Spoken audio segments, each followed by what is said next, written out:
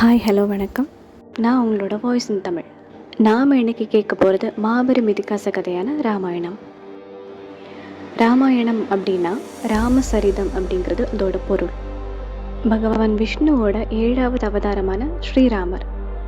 வால்மீகி முனிவர் ராமாயணத்தை சான்ஸ்கிரிட்லேயும் கம்ப முனிவர் தமிழ்லேயும் எழுதியிருக்காரு. ராமாயணத்தில் மொத்தமாக 7 காண்டங்கள் இருக்குது. பாலகாண்டம், அயோத்தியா காண்டம், ஆரண்ய காண்டம், கிஷ்கிந்தா காண்டம், சுந்தர காண்டம், யுத்த காண்டம், உத்தர காண்டம். காலச்சக்கரத்தில் மொத்தமாக 4 யுகங்கள் இருக்கு.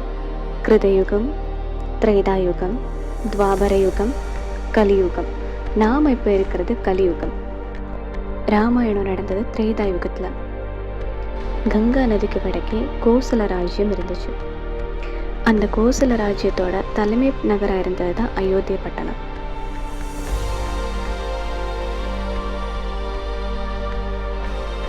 சூரியகுலத்தரசர்களில் ஒருத்தரான தசரத சக்கரவர்த்தி அயோத்தியா பட்டணத்தை ஆட்சி புரிந்தார். தசம் அப்படின்னா 10ன்னு அர்த்தம். ரதம் அப்படின்னா தேருன்னு அர்த்தம். ஆக தசரதன் அப்படின்னா 10 தேர்களை ஏக காலத்தில் நடத்த வல்லவன் அப்படிங்கிறது பொருள். அயோத்தியா பட்டணம் ரொம்ப செழிப்பான ஒரு நாடு. தசரத மன்னரும் தன்னோட நாட்டு மக்களை நல்லபடியாக பார்த்துக்கிட்டாரு. தசரத சக்கரவர்த்திக்கு 3 மனைவிகள். கௌசல்யா தேவி, கைகேயி தேவி, சுமித்ரை தேவி. மன்னர் தசரதருக்கு குழந்தை இல்லாததால் புத்திர பாக்கியம் வேண்டி புத்திர காமேஷ்டி யாகம் பண்ணுறாரு. அந்த யாகத்தோட பலனா அவங்களுக்கு 4 ஆண் மக்கள் கிடைக்கிறாங்க. கௌசல்யா தேவிக்கு ஸ்ரீராமரும், கைகேயி தேவிக்கு பரதனும், சுமித்ரை தேவிக்கு சத்ருகன், லக்ஷ்மணன் மகன்களை பிறக்கிறாங்க. இப்படியா காலங்கள் உருண்டோடுது.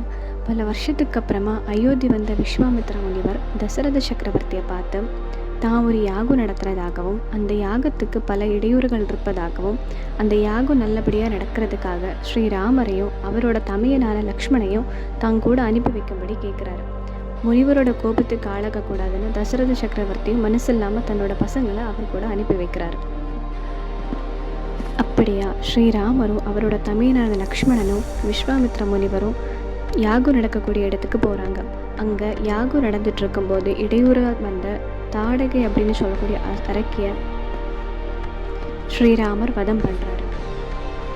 யாகம் நல்லபடியாக முடிஞ்சதுக்கு அப்புறமா விஸ்வாமித்ர முனிவரும் சகோதரர்களும் நேராக மிதிலை நாட்டுக்கு போகிறாங்க.